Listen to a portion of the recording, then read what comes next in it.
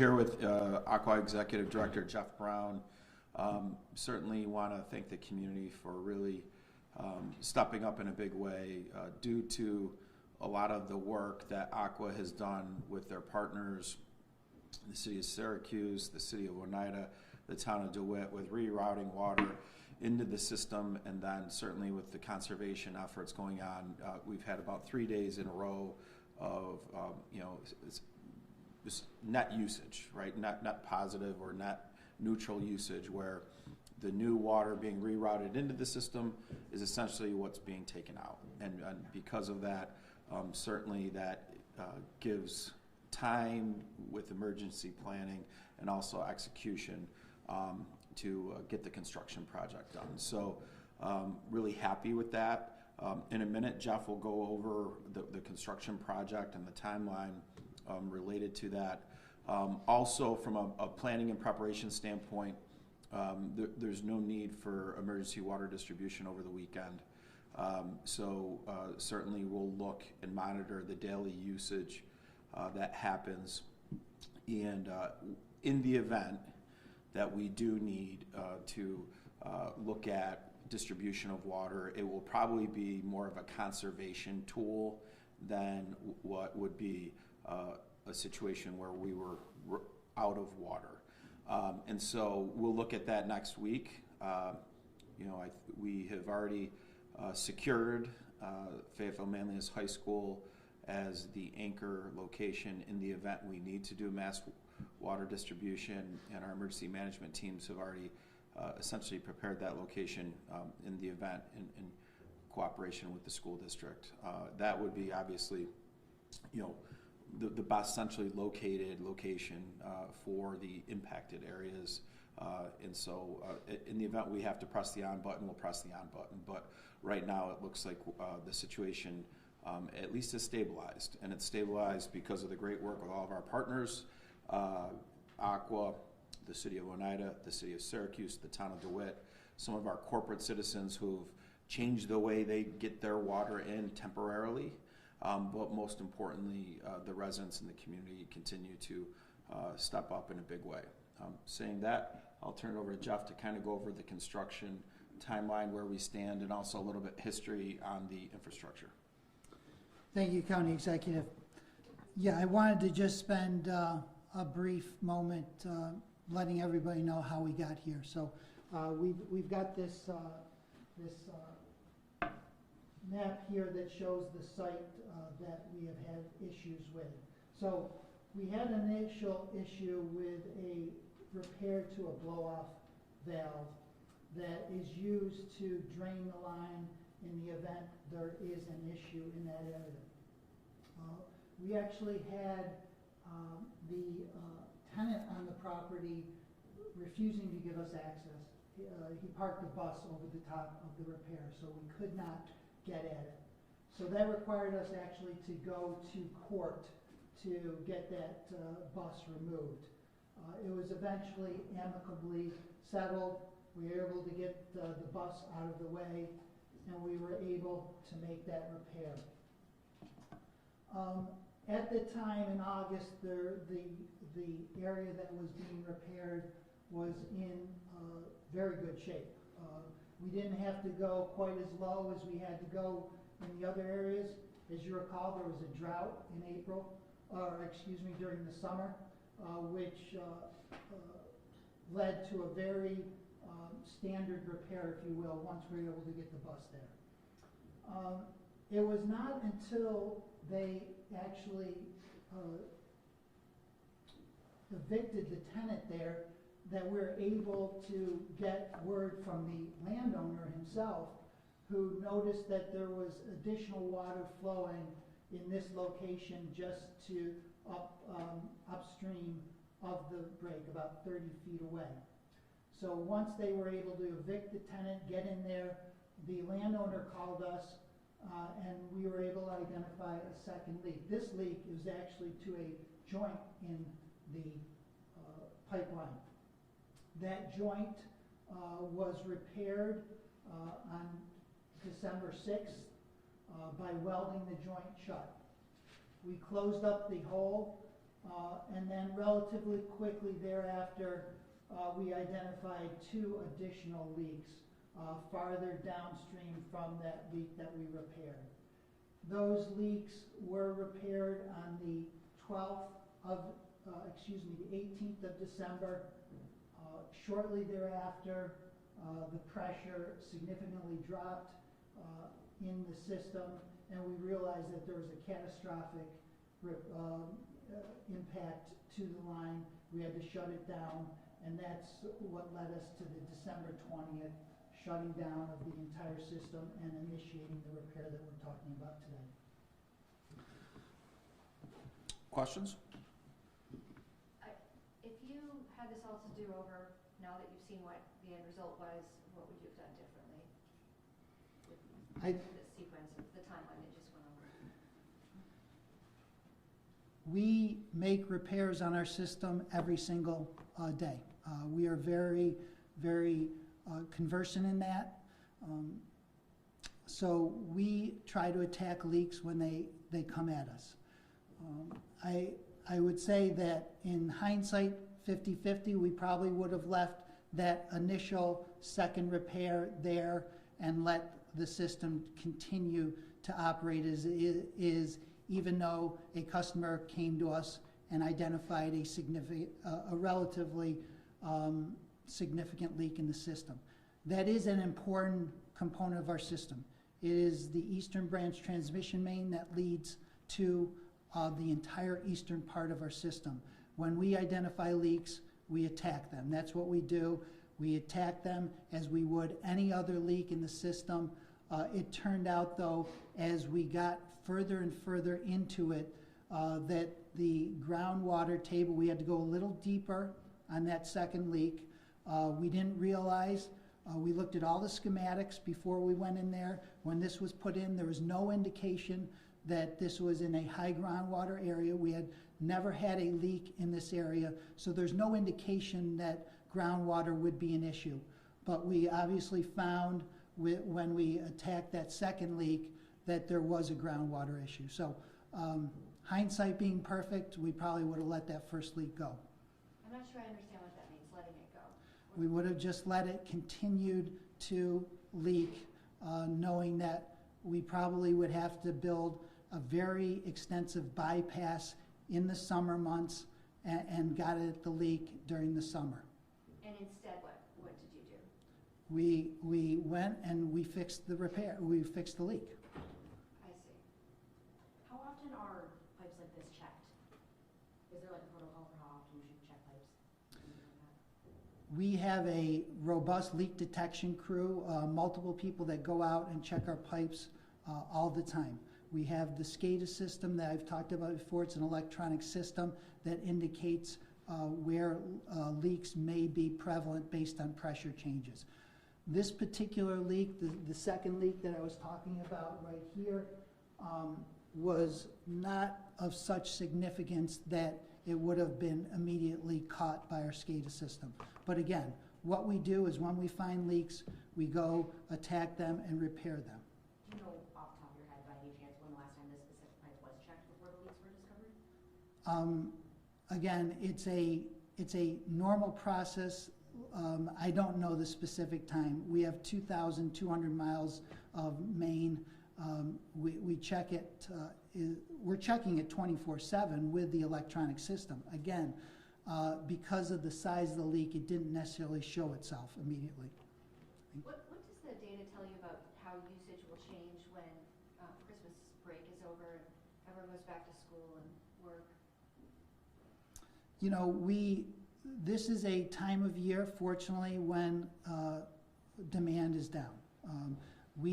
Schools are obviously a priority for us, but there's not an extensive amount of use there. Quite frankly, the commercial customers that we've been talking with, you know, the Burn Dairies, the Lottes, those types of people, they are much more significant users than schools. And remember, with schools in session, kids aren't going to be home, so our residential demand will go down, schools up. I think it's a wash. Are you talking to schools at all about any changes? We are prepared to talk to them.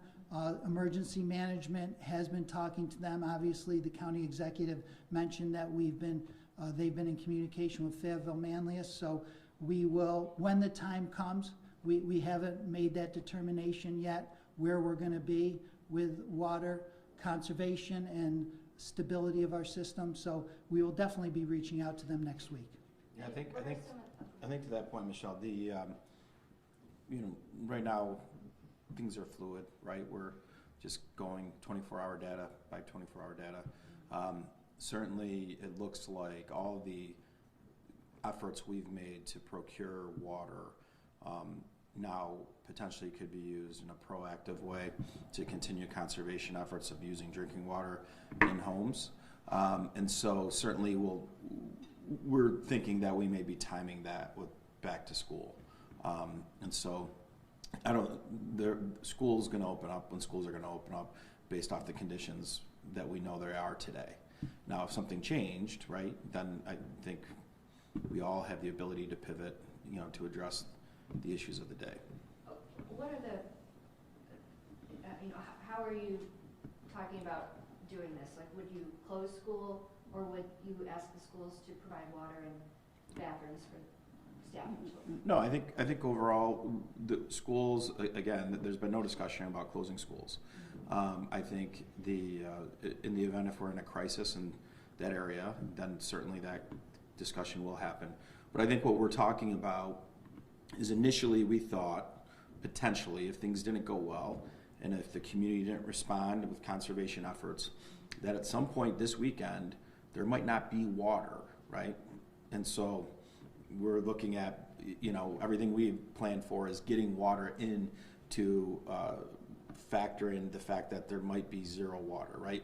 So now we certainly have some tools in our toolbox, meaning thousands of cases of water that as we get closer to when kids would go back to school, maybe later next week, we could look at distribution of those resources as a further conservation tool to help further stabilize the system as the actual construction fix for this gets really active next week, right? And so I think that's kind of where we are now. It's not so much looking at, is there not going to be water? It looks like the community has done what they need to do.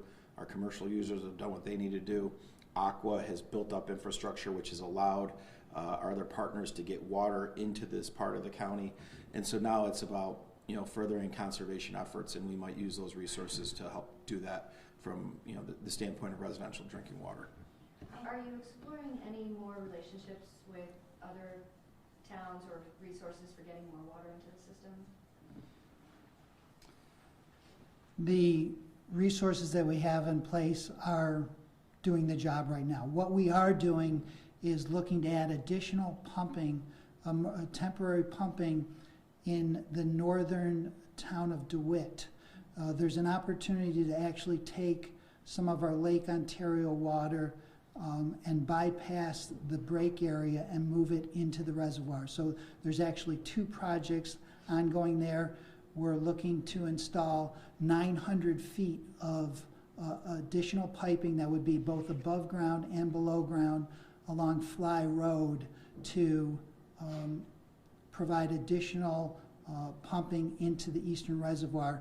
We are also looking at the Collimer area to do a shorter run at the intersection of Malloy Road and Thompson Road that would again add additional capacity from Ontario around the break into the affected area. Okay. And then from Oneida, there is a limit on how much the city can give to you for environmental reasons. Is there any way to bypass that? Have you asked the state for permission, for example? The amount of water we're getting from Oneida, as I mentioned previously at a previous conference, is completely filling our tanks in Canastota, which then allows us to feed Chenango. We are satisfied with the amount of water that we are getting. There's just some hydraulic issues that we can't pump it much past Chenango. It's just as uphill, and it wouldn't make sense. And what does the timeline of these repairs look like? We are looking at getting the sheet driving in that is required to protect the work crews and to allow us to dewater. That's going to be in place by the middle of next week. We can dewater then immediately. At the same time we're dewatering, we are actually digging wells. As we are putting that sheeting in, we are dewatering. As the water table goes down, we're actually going to start excavating the site. So we are looking into the first full week of January where we're going to be working. I think this is like, I know many of you probably know this, but in a way we're very blessed with watching this play out and understanding this. Essentially we have this massive water source in Lake Ontario. And historically, that was, think of wholesale water infrastructure. The Metropolitan Water Board used to sell water to Aqua, to the city at times, to the town of DeWitt, to other counties. Aqua then had their own water sources, being some that they were buying from the wholesale provider, and then the Atisco Lake. And then the city of Syracuse gets their water directly from Skinny Atlas Lake, and at times would buy water from Lake Ontario. And so then Aqua manages water on the other parts of the county, right? So this isn't just the water authority is an independent authority that services multiple counties and multiple communities in those counties, and the ratepayers pay the bills, right? The users of the water. And so probably about 10 years ago, the county of Onondaga worked with Aqua, and Aqua manages the infrastructure now for the county of Onondaga from Lake Ontario. But most communities, if a transmission line went down like this, do not have the ability to draw water from Skinny Atlas Lake, Atisco Lake, to backfeed certain parts of the county like we do. This is an amazing water system we have, and essentially one of the hardest areas in the community to lose water because of its geography, being that Manlius-Pompey area. We have this damage of this infrastructure, yet we're still getting through this. So I think overall, it's a lot of people, at least in a lot of the comments and questions that we get, don't understand essentially where the water is coming from, how it works, and whatnot. And this, we're really blessed that we have all of this water in this community, that we can have a transmission line have a serious challenge, and we're not dry, right? And so we've planned and prepared for that day. It hasn't come. The community's rallied.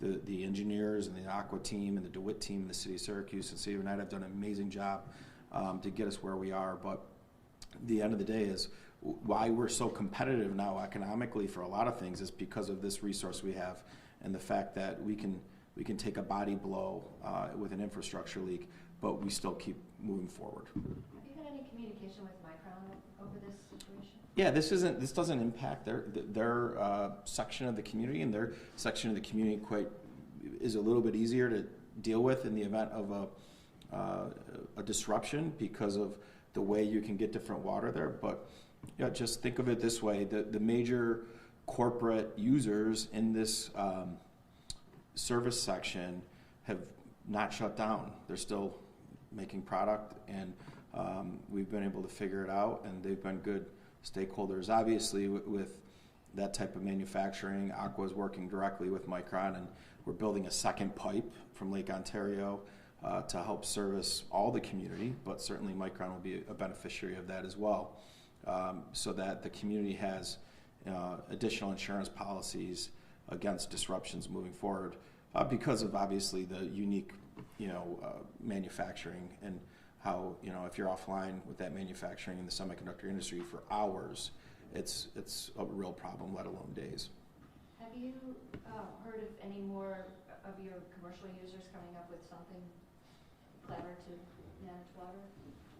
No, nothing specific in addition to what we've talked about previously. Tell us about the pump that's coming in from the Midwest. Do we not have anything closer to us? It's actually a drilling rig, to be clear, and it's brought on by this national contractor that we have coming in there, and that's for Mercino. and they have operations throughout the eastern seaboard. So we wanted to get the best in here, right? This is a relatively unusual situation with the amount of area that we need to dewater. So we feel very, very confident in their abilities, and that's why we brought them in. That's where their rigs are. So their rigs are in New Jersey and the Midwest to drill 36-inch holes that will then pump out the water in 10 different locations to allow our crews to be safe. And I think that's an important point with this, is we asked Jeff and his team, and they agreed with the strategy is, let's get it right, okay? Let's fix it. Let's not rush 24, 36, 48 hours just to say we got it done faster. Let's fix it so we're not back at this 2 years, 3 years, 4 years down the road. And so I think their Aqua team has done a great job putting together the expertise in this area nationally. This would have been a regular fix. Jeff has talked about this would have been a month, maybe longer. This is a big deal, and putting together the right team nationally to come in, get the job fixed, do it right, do it well. So we're not talking about this as long as we're in these roles, and even you're in these roles, right? So that's the goal. What work has happened today? We are, as the county executive said, we want to get this right. So we have been, we have people out at the site identifying the exact locations where these wells are going to be dug. So when this equipment comes in on Monday, the crews come in on Monday, we will be ready to go. The pile driving machine has arrived today to drive those 40-foot sheets of metal. All of the metal is coming in over the weekend, so we will be ready to get at it on Monday at the very latest. How many people are working on this, or will be on Monday? I would estimate at least 50 to 75. And when you hired these contractors, did you have to do an emergency bid or Yes. something different than what you normally? That is true. Our board, we have a 5-member board, authorized emergency action to get these contractors in place immediately. And what is the cost? The cost of the dewatering alone is at least $1 million. So I don't have costs on everything else. That's the focus. I think it's going to be at least $500,000 to put the structure together to make sure the crews are safe. And I don't have a breakdown of everything other than that, but it's obviously in the multi-millions of dollars that it's going to cost to get this done. Do you expect that you'll have to borrow money for this? No, we have reserves in place that are intended just for this eventuality, just in case there are emergency situations. We have an emergency repair reserve. And the metal sheets you were talking about, where are they coming from and when will they be ready? They are coming actually from all over central New York, and they're going to be ready, like I said, by the end of the weekend. We are just continuing to get them in from all parts of central New York and beyond, Batavia and in the Albany area. And finally, when can people expect to see significant work developments? You will definitely see a lot of work starting Monday.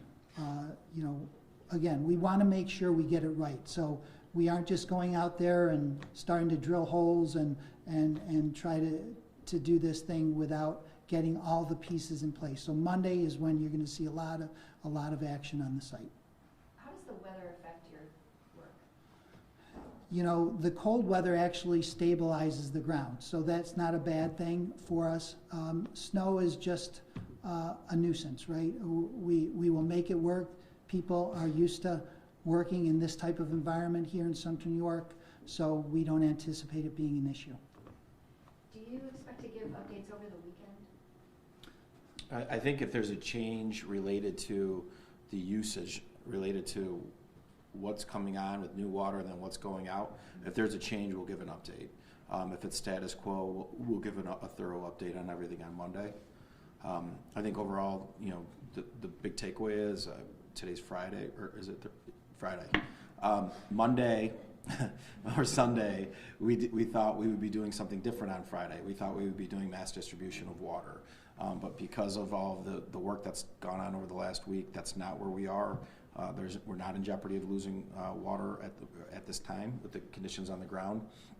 We're focusing more on potentially distribution of water next week as a further conservation insurance policy. And so I think that's really good. I think there's going to be a lot of activity here. The important thing is this gets done right, and so that there's not an issue for another 30, 40, 50, 60 years. And so, we've been able to figure out a way to handle the situation in the meantime. And so I think overall, we're in a much better place this Friday than where we were on Monday. On the snow, just related to that, we do expect 4 to 8 inches of snow. Nothing that we don't see regularly here. I do know other parts of the state are probably going to get harder. My understanding is that the state may issue a state of emergency. But all that does is it gives the state tools to be able to move things around, move equipment into communities that request the help. We may get boxed into that state of emergency because of our contiguous nature of the counties that are going to get a bigger weather event. But right now, certainly it doesn't look like it's a weather event that we can't handle.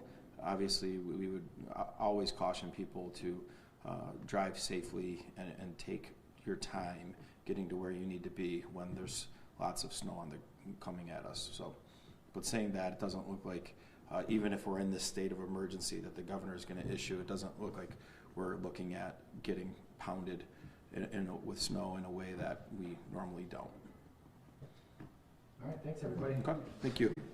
Download the WSYR Plus app on your TV to stream News Channel 9 for free. Just go to your smart TV, search WSYR Plus in the App Store, and download to start streaming today.